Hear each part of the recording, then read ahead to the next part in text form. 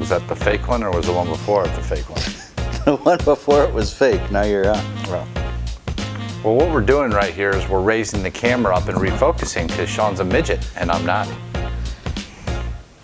This does not seem to be focusing today. Your face isn't focusing today. It's on auto. I didn't have it on autofocus. Welcome back to themetalfinisher.com. Today we were going to start our new series where we test both wet and dry and let you make the decision which is best for your application.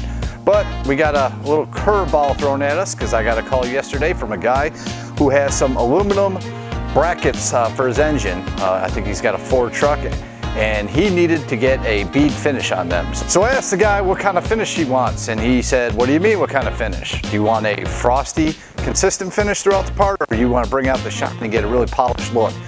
He said he wanted to go with the polish, so we know exactly where we wanted to start today. So we're going to head down to the lab. Vapor Honing's VHT 1000 once more. Stay tuned.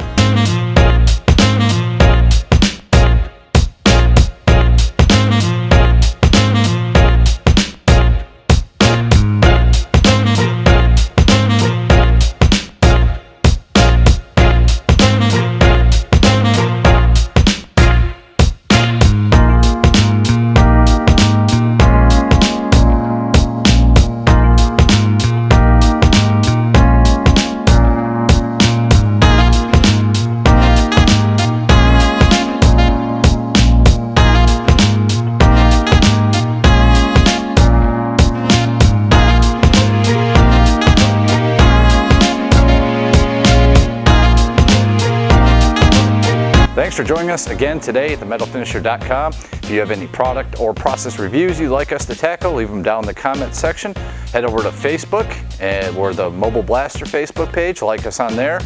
And check in at themetalfinisher.com. Thanks for joining us. Get out and blast.